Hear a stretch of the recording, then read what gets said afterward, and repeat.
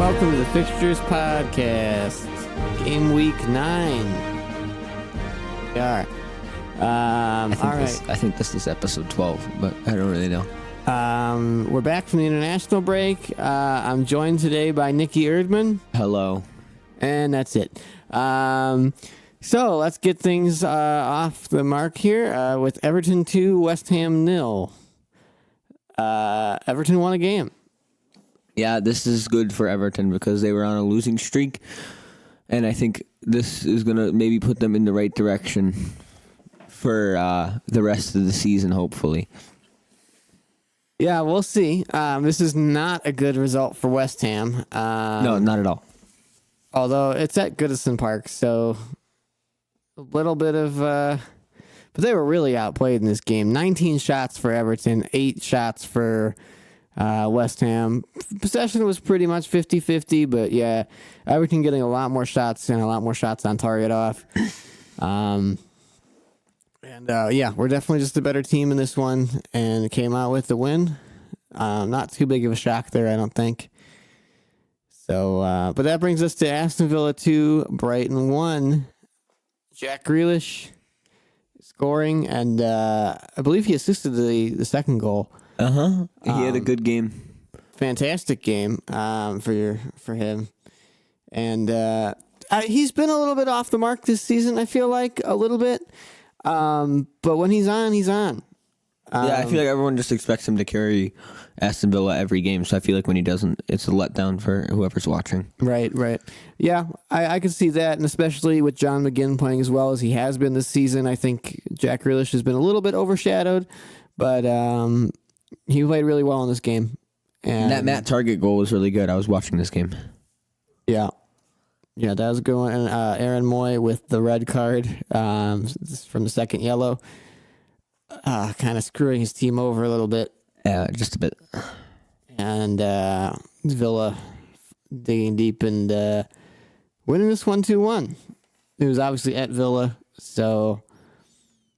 It's a confident win. Yeah, and I mean, they're going to need that win, I think, in the long run games, because that brings them up to, what is that, 12th place? 12th place with 11 points.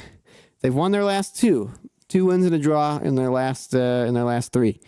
So they're in pretty good form right now. They're sitting around West Ham and Wolves, and are sitting 1 point above Manchester United, which we'll get to. But that's pretty good for a team that I think a lot of us had slated to be relegated. And Brighton is lower than them with 9 points. They're dangerously close to the relegation zone, along with Everton, really needing that win. That win bringing them up to 10 points. They're only, they're past, 5 fixtures, 1 win, 4 losses. That is rough. They really needed that win. Do you think they can bounce back and now, win a couple off of that? Or they're going to have to, or they're going to get relegated. That would be something, wouldn't it? Everton being relegated? I don't think any of us saw that coming. And it's weird because they have a good team. And I think they do every year. I think we say this every episode, and we say that we've been saying this obviously off the podcast every year, that Everton looks good this year, and then they explode. So, I don't know. They, all of a sudden, what should have been a fight for maybe a top 10, top 6 space now becomes a fight for survival. But I guess it's still early, so the things can change. But we're running out of weeks where I think we can say it's still early. We're almost 1/3 of the way through. Almost. We're basically 1/4 right now, right? Yeah. Not really 1/3. Not quite there, but we're getting there. A 13 would be 1/3. Yeah. Or 14, one of the two. 4 or 5 more game weeks? 4 or 5 game weeks. More game weeks. So we're getting to, it's still early, but... All right, next game is Tottenham 1, Watford 1. Watford got robbed. The end. Spurs played just Yeah, bad. Their defense was pathetic, Just bad. and their goal they scored was incredibly lucky. It was really unlucky for Ben Foster. He really should have held that ball. I don't really know Watford had a bunch of chances in this game that they should have really done better with. But I mean, they're an out of form Watford. Ben Foster played amazing this whole game up until that last ball because he made so many saves against hard shots. And Decore had a good game. Obviously, that goal in the 6th minute. Well, it was really well worked. A play. I think Delafeu had a good game too. Yeah. But and obviously there was a bit of a VAR incident with the penalty on, I believe it was Delafeu. That was ruled not a penalty. I think it was a penalty, I will say. I don't think it was. He was fishing for it. He could have crossed that ball in way earlier. He was trying to get the penalty. Yeah, but there was still contact. Yeah, but he was trying to get the penalty. Everybody that goes into the penalty box wants to get a penalty. He was fishing. I don't know. But if there's still contact, I mean, he didn't dive. Also, Dele Alli did not handball the ball. Debatable. It was it's not debatable. It was elbow up. All right. Well, yeah, I don't know. It was definitely some controversial moments with VAR this weekend, but Spurs played bad and really should have lost that game. I think they got lucky to walk away with a draw, which is, considering their Spurs, is not good for them at all. All right, moving on to Wolves. Well, hang on. Let's take another moment to talk about Tottenham. I mean, what do you think is going on at Spurs that has, led them into this kind of rot that they're in at the moment? Because I think it all started with the 7-2 loss to Bayern. And I mean, is it just Pochettino's losing the dressing room? Is it players don't feel there's any competition? I think there's a lot of mixture. I think it's just a concoction of everything.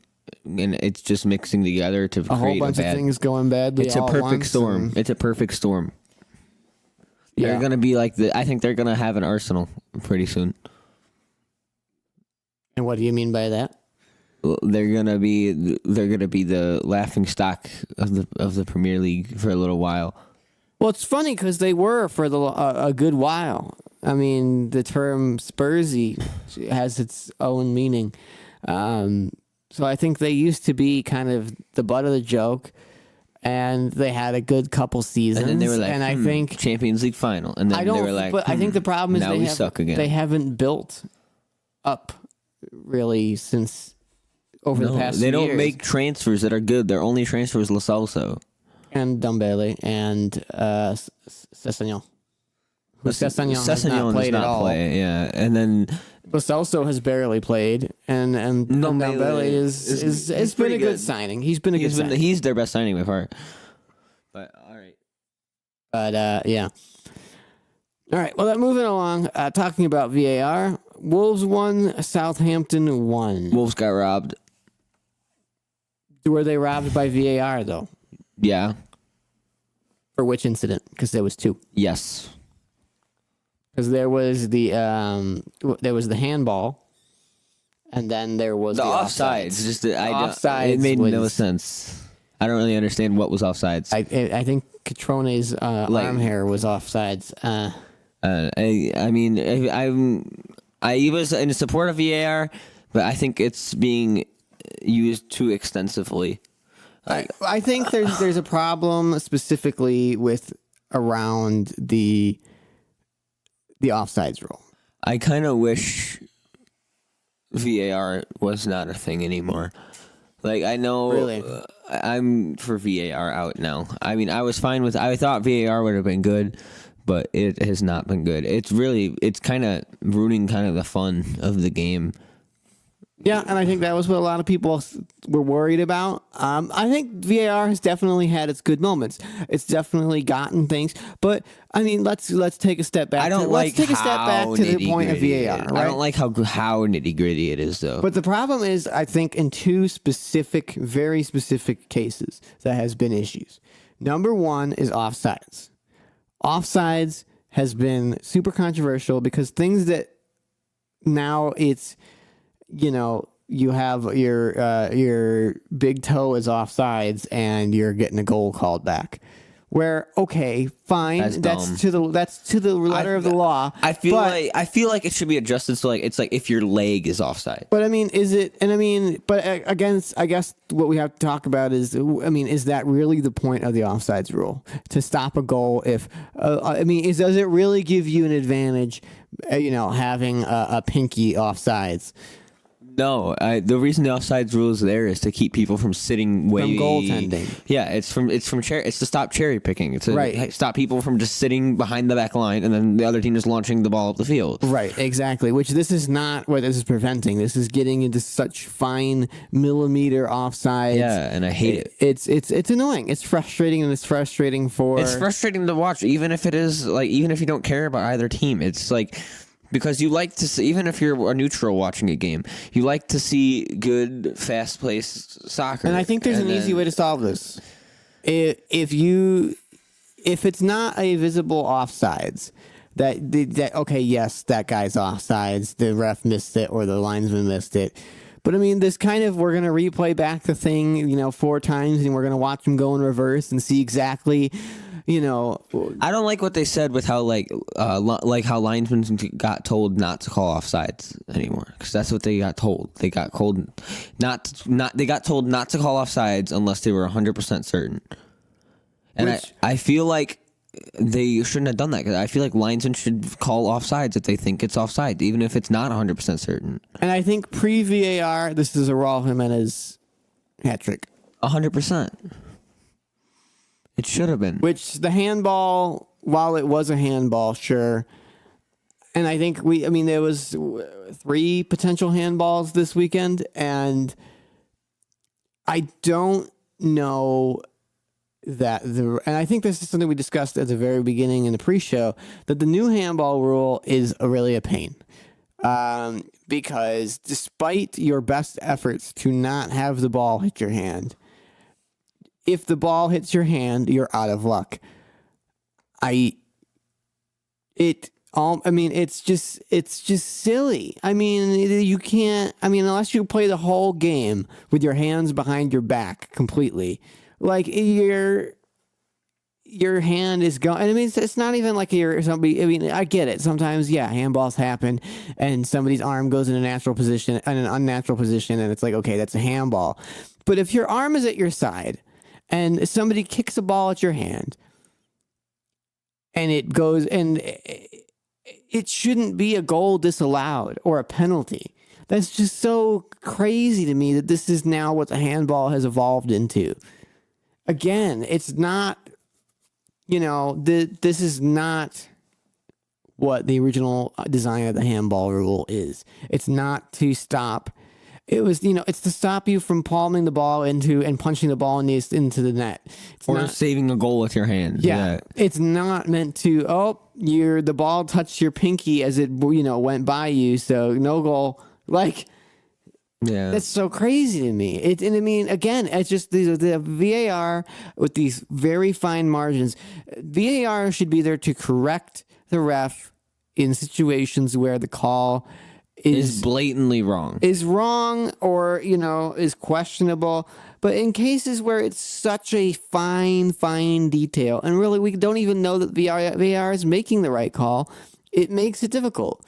And I don't know what I guess the right approach to this is, because this has been a problem in Italy where VAR, the refs have the little screen on the sideline, and in this rules game there would have been at least 10 plus minutes of the ref staring at the screen trying to determine, is it a handball, is it an offsides? And is that better? No.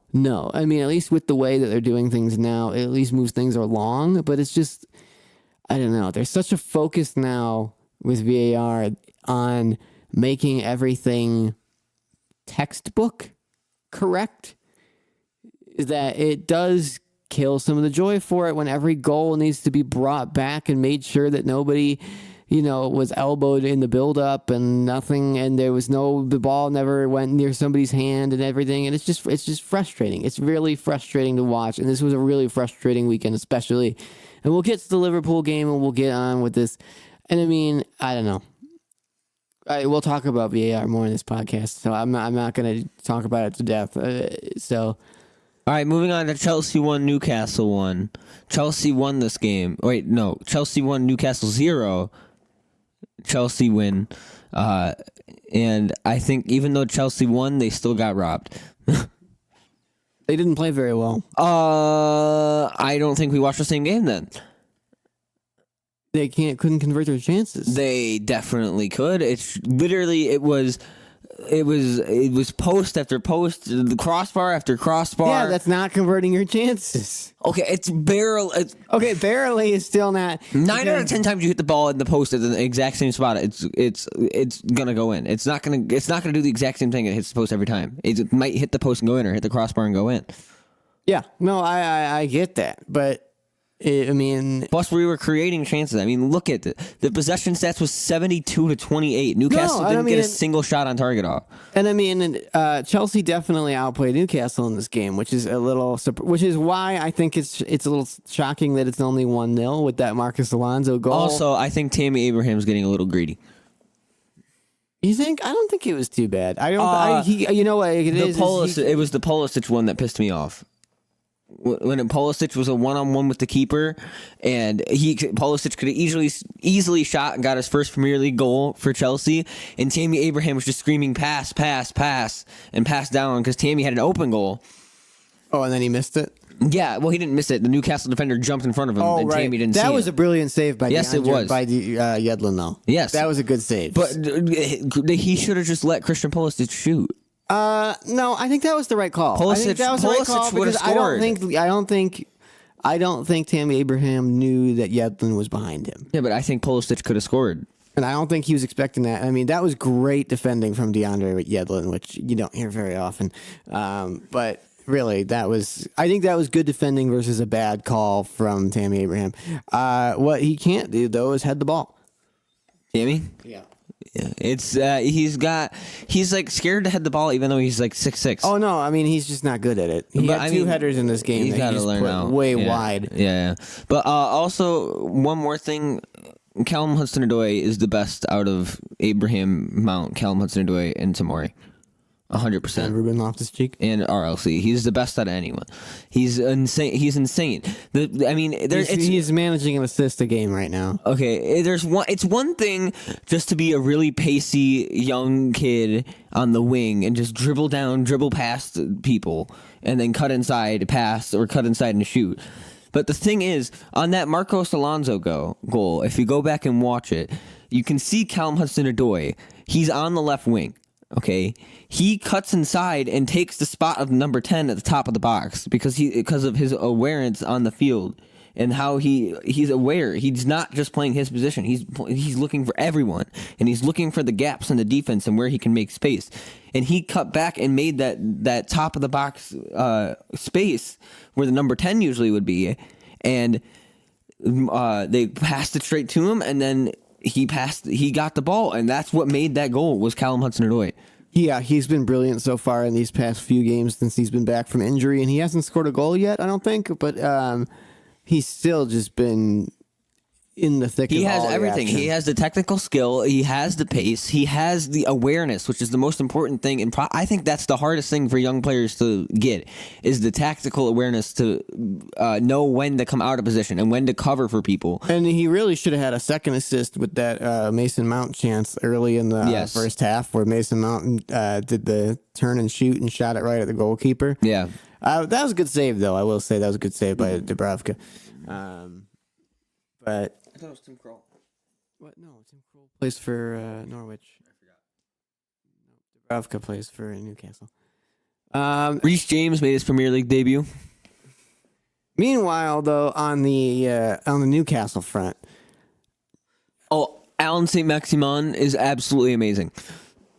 Oh no! Yes. No. Did you watch this game? Yeah. No, you did not. Yes, I did. No, you did not. Yes, I did. Yes, I did. He was not good. Alan St. Maximin played amazing.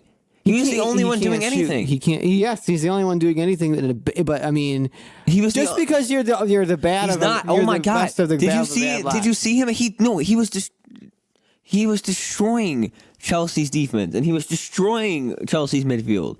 He was getting past everyone. He was getting past Mason Mount. He was getting past. But he couldn't play the final ball. He was getting past Mason Mount. He literally brought Mason Mount to the ground because he was so much faster. I mean, he played I think he played really well, and he can shoot. He can shoot. I don't know. No one on this Newcastle team can score. No one. None of them. Joelinton is not a good striker. Saint Maximin is a promising player, but he's surrounded by a bad team and he can't shoot. The two Longstaff brothers are good options in midfield, but neither of them are, attacking midfielders that are going to score boatloads of goals. And Miguel Almiron it really is unfortunate to be in such a bad Newcastle team. All right, next game. But anyway, so I think Chelsea should have won that game more comfortable than they did. But a win's a win, and they move. Where are they right now, actually? They are currently in 4th place with 17 points, tied with Leicester City.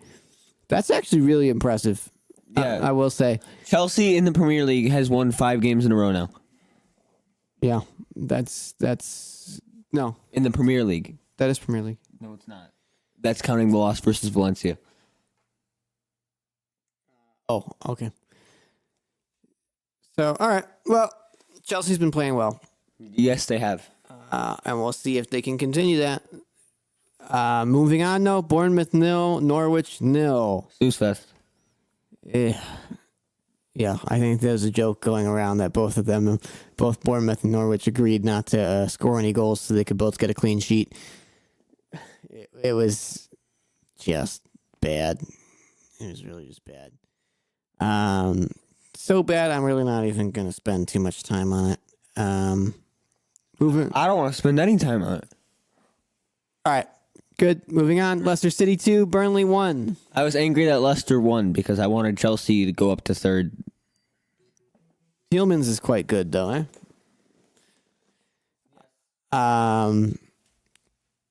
Yeah, Tielemans is a very good player. Vardy, of course, scoring a goal. And Leicester definitely looked the better side in this one. Possession stats, 65%. Leicester City, 35%. Burnley, so...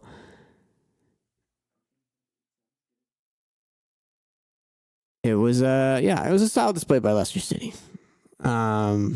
Okay, so I think that wraps up Leicester City 2, Burnley 1. Moving forward, Crystal Palace 0, Manchester City 2. I don't think this was a convincing win for Manchester City, to be honest. That was a pretty solid win. Crystal Palace had nothing in this game. Absolutely nothing. Possession stats, 72% possession. Crystal Palace really, they only perked up in maybe the last 15, 20 minutes of the game. They looked good in those last 15, 20 minutes. They did, but not good enough. And Zaha is just... It was really, honestly, a bad decision not to I think they need to move him back to striker. But it was a mistake not to cash in on him when they could. He does not want to be there, and it shows. He really does not want to be there. Meanwhile... on the Manchester City front, no center backs. No center backs. No defenders in this lineup. Nope, none. The two center backs are Rodri and Fernandinho, two defensive midfielders playing center back with John Stones on the bench and Nicholas Otamendi not even making the squad. Oh, I don't know. Is that going to come back to bite them against bigger teams? Probably. I mean, how can you not have center backs? I don't get it. Especially with Cancelo and Mendy being such attacking options, it's strange. I don't know. And also not starting Aguero. What's up with that? I just think they wanted to give him a rest, give Jesus his time to shine because he's been kind of sitting on the bench more. So I think they wanted to give him an easy game where he could come in and Aguero, a game that he wouldn't really miss not playing in. And they wouldn't miss having Aguero in this game really either. And I don't think they did. And he was on the bench if they needed him. And but De Bruyne had a fantastic game this game. And the moment where he was wide open and Jesus decided to go for a shot and totally missed when De Bruyne had an open goal. Have you ever heard De Bruyne scream? Oh, yeah, Before? Yeah. No, it's so funny. He has such a high voice. So, at the end of the day, that's a convincing win for Manchester City. So once again, which I think brings us to my game of the week. Manchester United 1, Liverpool 1. Yeah. What do you think happened here, as from a neutral perspective? I think that overall, Liverpool were the better team in this, but I think everyone expected them to be. But I think Man United's attack looked way better than it has before, in the recent times, you know? Although I think they really missed Salah. Manchester United? No, Liverpool. What? You were talking about Manchester United's attack. But I'm saying Liverpool really missed Salah, and I think Rashford actually had a good game this time. So here's what I'll tell you what I think happened. United's game plan was to disrupt Liverpool's flow as much as possible. And I think it was rather successful. And it wasn't until Liverpool started gaining traction and gaining momentum during the second half that they finally looked like they were going to score a goal. And I think this really came from United just kind of almost locking up shop, playing 5 in the back, and just kind of waiting it out and just playing defensive and getting in Liverpool's head and not letting them. That's what they had to do. They were trying to do whatever they could to get a point from this match. Oh, and I think it definitely worked until maybe the 70th minute. So, a couple big moments in this game though. Rashford's goal. Was it a foul on Divock Origi? It was not. 100% it was not. Oh my God. I've watched that clip before. It is not. Literally, he clipped, not even his toe. Literally, his, his pinky, toenail. And Divock Origi went down. And then he kicked him in the shin. He did not. He, clipped his pinky toe, and then Divock Origi went down, and Divock Origi was on the ground holding the wrong leg while he was rolling around on the ground trying to plead a foul. Okay, no, but there was contact on his shin. No, not enough contact. That is Let not. me ask you a question. If this was in the box, is it a penalty? No. You're wrong. It is not. It is. It is not. Absolutely. 100%. Absolutely. There's contact. He was kicked. You could keep going. It was literally it wasn't even contact. It was like a brush of his foot against No, he him. went in between his legs and he kicked did him not. in the shin. Yes, he did. He did not. It was literally a brush of his leg. No, it was a brush of his leg. We watched the video. I have, and it's literally a brush of his leg. He could have kept running. I could have kept running. I could have tripped a newborn baby, and a newborn baby could have kept running. Okay. No, it was no, it is not a foul. And it was so far back. It was a kick. It was so far back. It does not matter. It did not do anything to do with that goal. There's no way that goal should have been disallowed for any reason at all whatsoever. And that is from a neutral's perspective, because I do not care about either of these teams. Moving on. Sadio Mane handball. I mean, it's a bad rule, but it's a good call. That's what I have to say about that. It's a bad rule. Yeah, it's a bad rule, but it's the correct call under the law. But again, his hand is not there intentionally. It's not. We went over this. We went over this off the podcast. This is for the people. No, we went over this on the podcast too. Oh yes, we did earlier. But again, his hand is not. Yeah, I know. We went over position of. Yeah, I don't. Bad rule. Good call. Anyway, so United's controlling this game. Liverpool really had trouble finding their stride. Enter the B team, Naby Keita, Alex Oxlade-Chamberlain, and Adam Lallana. Now, I distinctly remember during this game that when Adam Lallana came on the field, you turned to me and laughed. Yes. Do you regret this decision? No. You should. Because Adam Lallana scores the equalizer to put Liverpool and get them their point. He really played very well. And you know who I was exceptionally surprised with? Ox? No, Naby Keita. He changed that game completely, the complexity of that game when he came on. It was like a completely different game. He came on and he pushed the ball, and he loves to dribble with the ball, and it's so great to watch him play because he just dribbles so well. And he set up the pass to Robertson, who then set up the pass. Speaking of which, what was going on with the defending in that Lallana goal? I don't really know, to be honest, but I believe who was that in the back at that point? That was Rojo. Yeah, Rojo just completely decided to fall asleep. I think what happened was their wingers were getting up because I think their wingers were up and they didn't drop back fast enough, and they got caught out with the three in the back. It was just Rojo not paying attention. Well, the three of them got caught out in the back, and Rojo went up to help Maguire or whatever, and then it just left. Lallana just ran in and left it wide open. But I think Liverpool really, if the game had gone another 10 minutes, I think Liverpool wins this game. Probably, but it didn't. But they definitely had the momentum. They just failed to find their momentum in a timely manner. Yes, and because of that, it cost them a point. Yeah, but they still got to walk away with a point though from Old Trafford, which I think is not a bad result. And this brings us to our next game, which is a bad result, which is the final game of the week. Sheffield United versus Arsenal. Yeah, Arsenal 0. Yeah. This game was hilarious, to be honest. It was just hilarious to watch. It was a shocking display from Arsenal. It was absolutely hilarious. Shocking. I think this means Emre's out.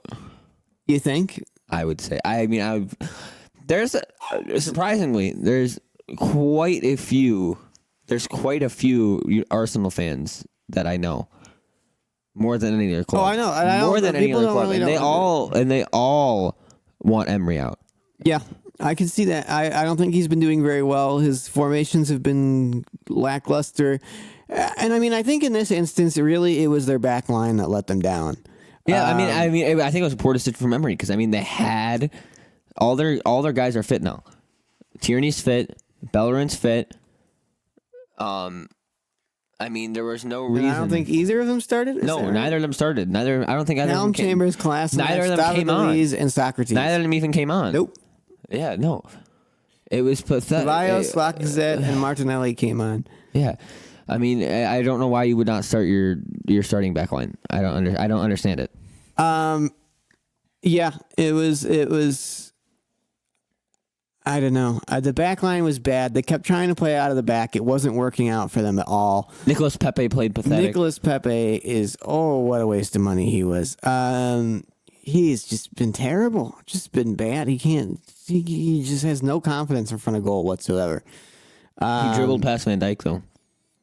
Oh, okay. First player to do so in over a year. Oh, okay. Even a blind squirrel finds a nut every once in a while. Moving on. Also, a great moment of this game when Saka got his yellow card for diving, which was absolutely a dive. It was pathetic, actually. There was absolutely no contact whatsoever. Right decision. And Sheffield United didn't just get lucky in this game. It wasn't just a sluggish performance from Arsenal. Sheffield United could have easily won this game. Yeah, I think they did. They did win. Easily won this game by more. The possession stats don't really tell that, but no, they don't. 31% possession Sheffield United, but 69% to Arsenal. But Arsenal was very, very wasteful.